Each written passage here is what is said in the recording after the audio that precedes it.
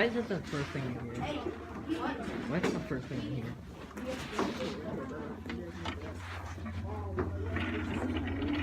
Oh shit, that had been called. What's this guy?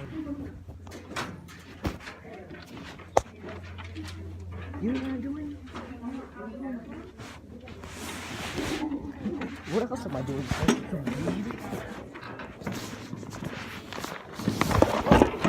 Fucking hell. It's like a fucking...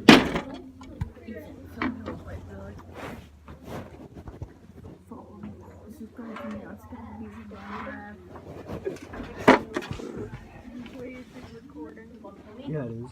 God, I recorded it before we even walked into this class. Wow.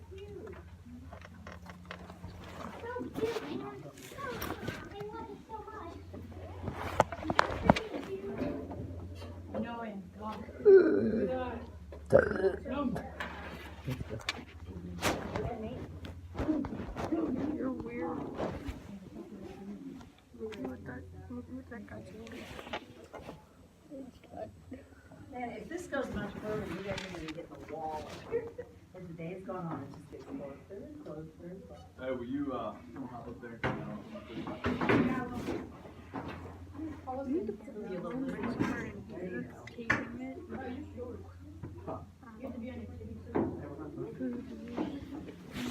Okay, we stopped yesterday at HIV, and a lot of times people use those terms as if they're the same thing, HIV and AIDS. They're not the same thing.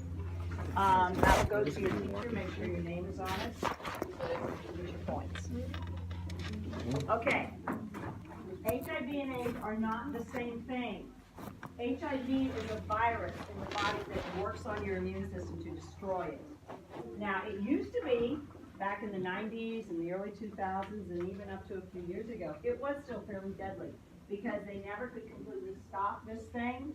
It would just keep destroying until finally you have no workable immune system. That's when you have AIDS, and you might not live past 3 years because you can't fight anything off. You get a cold, it just gets worse and worse and becomes pneumonia. That gets worse and worse, and then you die of pneumonia. You don't die of AIDS. You die because you have AIDS and you can't fight anything off.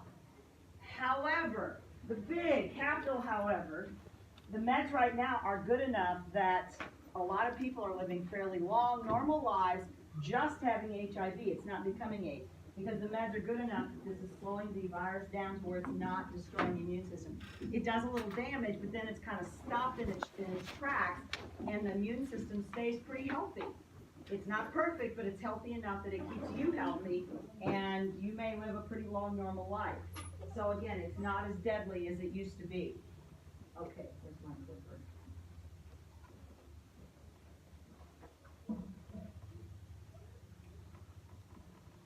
Okay, you get this by having vaginal or anal sex with an infected partner, sharing infected needles, which we talked about the other day. Less commonly, being born to an infected mother, because the drugs are really good at preventing that transmission from mother to baby. And then there's a very slight risk of this with oral sex, because it is fluids, but not saliva. Okay. It is not spread by air, water, insects, pets, saliva, tears, sweating, spit, toilet seats, casual contact like shaking hands or sharing dishes or food, closed mouth, or social kissing. Now, you talk about this casual contact like shaking hands. When HIV was first seen in this country back in the 1980s, people walked to work, got out of their car in a big city like New York, and walked down the block or however far to their office, and literally wearing a surgical mask and surgical gloves because they did not know how this stuff was being spread. And everybody was scared to death. So we now know, and so people are not as scared of it. It's treatable, but all it is you slow it down. You don't cure it, okay? Here's a man in final stages, and you see what it does to the body. You just kind of waste away from the inside. Certain cancers are very common among AIDS patients. So, there's a lot of talk about condoms to protect against STDs. Well, we know people don't consistently use them or don't use them correctly. What part of teenagers use them consistently, did we say? A little more than 50? Right, 54%, a little more than 50. They can break or slip. That is about 3 to 4% of condom failure. Do not double them up. The manufacturers even say that because they'd make more money if you did, but they even say don't double them up. It makes that problem worse. okay? It doesn't it doesn't protect all areas, because remember syphilis, where the chancre was right above where the condom ended? You know, so this is the problem. Drugs or alcohol could make correct use, there's the word correct, difficult, because you're under the influence and you're not thinking clearly. So how you handle it, the timing with which you put it on could cause failure. And then the warning labels on the box say, might reduce the risk of, but it never says will prevent. Why do they not just say will prevent? What happens if somebody's using it for birth control and they get pregnant? What are they gonna do against the condom company? Sue them, exactly. So they don't put that on there, that it can actually do that. I need to see Lila Alonso, Adrian And then Martin, they can't protect Parker the Wedding, David Canifex, to the office. So if condoms can't do all of it, there is good news. You can avoid the STDs, the unplanned pregnancy, the unnecessary emotional pain. Tell me how, class? Don't have sex. Exactly. Making a choice not to have sex. Apparently she's never had the class and got freaked out when we said sex. 7th grade. Yeah. She's running out with her hands over her ears. Yeah, I don't want to hear this. Okay, yeah, it's making a choice to avoid sexual activity until you're in a lifetime committed relationship such as marriage. And then you don't have to worry about the stuff that we saw. So, choices, they can change everything. Now, these are steps of physical intimacy, and with each step, as you go up here, and across the world, different cultures, these steps stay in the same order. It's real interesting. As you go up, more body contact is happening, and as you get above the line, some other things start happening. So when you move from that standing at the door and hugging and kissing goodnight, and the kisses get longer and longer, and the hugs getting tighter and tighter, you know you're very close to making out. Where you're sitting down or lying down, there's a lot of tongue contact, making out. But when you cross that line between those two things and you start doing this, you start producing a lot of chemistry in your brain. Now, some people, especially males, they can start being aroused down in that area. If a girl opens the door for the date and she's dressed in some very provocative clothing, he can start getting aroused even down below this line. But generally speaking, if you're just doing these things, it's right in here where it starts. First of all, you are producing hormones. Females and males are different hormones, but they do the same thing. They cause you to feel aroused. Your body's going, don't stop now. And the higher you go, the more you're producing, and the harder it is to stop. The other thing you're producing... I need to see Malia Wedding in the office. The other thing you're producing is dopamine. Anybody know what dopamine makes you feel? Loopy? No? Happy. It's a happy hormone. It's a neurochemical. It's not really a hormone.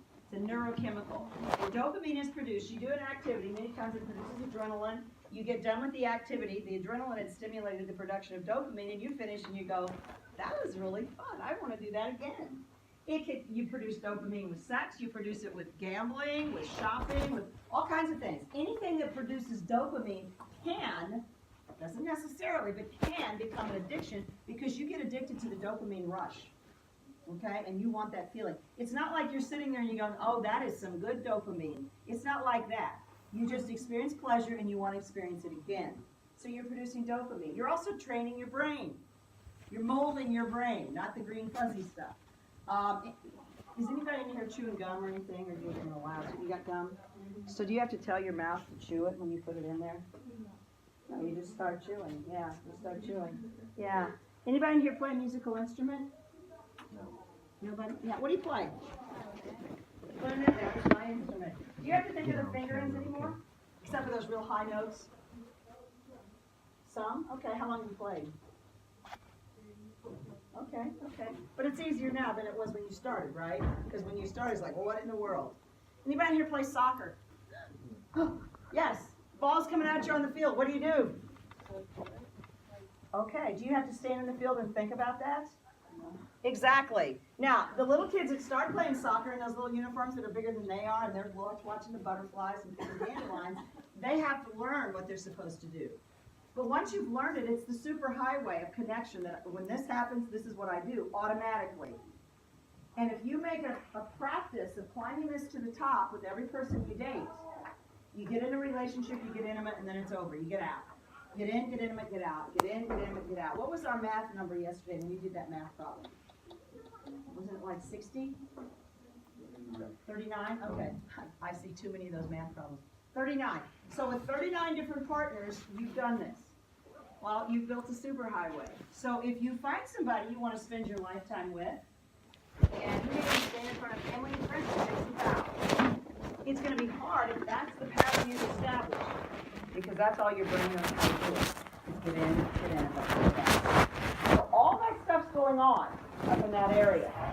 You might avoid the pregnancy and the STDs, but you cannot shut this off. This will happen. It also happens, all the same stuff, when you're looking at pornography.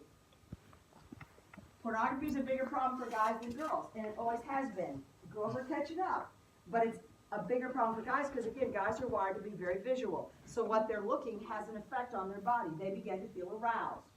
Many guys, after they watched it a few times, they pleasure themselves while they're watching it. So they're experiencing sexual satisfaction in watching that screen of pornography. So that's what their brain learns. And so when they want a relationship with a human being, it becomes very difficult. Guy I used to work with, his best friend got married in his 20s. He had been abstinent till marriage. He'd made a commitment as a young teen. I'm not going to have sex till I get married. He married a girl that had made the same commitment. But this young man watched porn during his teen years. He got married, beautiful big wedding. They have their honeymoon suite all set up. They go to the honeymoon suite. Man, tonight's the night. She's dressed in something very sexy. She's a beautiful young lady. He could not perform. He could not even achieve an erection till he went in the other room and watched porn for a while till he got an erection. Now. Good afternoon, Warriors. I have your Warrior Way program letter winners this week. We have one student that was recognized for 2 letters, Dominic Dean. Got it for growth mindset and motivation. Congratulations, Dominic.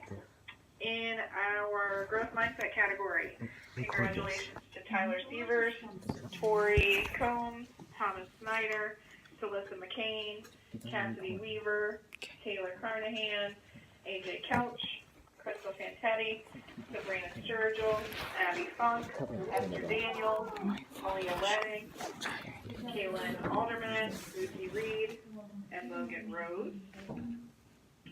In the motivation category, we have Cash, also known as Zachary, McKenna Dickinson, River Gambrel, Elaine Wallace, Cameron Vandeneyden, Maya Bernard, Brendan Tincher, Natalie Graves, Austin Zugg. Oh, Austin got 2 in motivation. Good job, Austin. Allison Pabrocki, Aaron Hager, Donovan Blakely, and Owen Widener. And in social responsibility this week, congratulations to River Ledman, Landon Seitz, Savannah McCord, AJ Cameron, Kaylin Alderman again. Good job.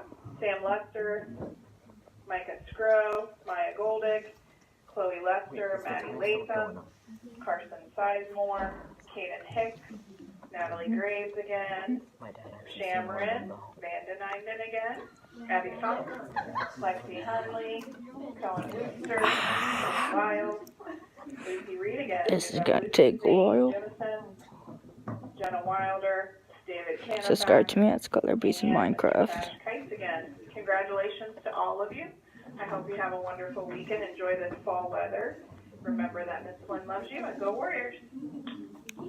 Okay, back to the story. So, this is the state he found himself in. Now, do you think he intended that to happen when he started watching porn? Do you think he even saw it coming? No, he did not. Now, how do you think she felt?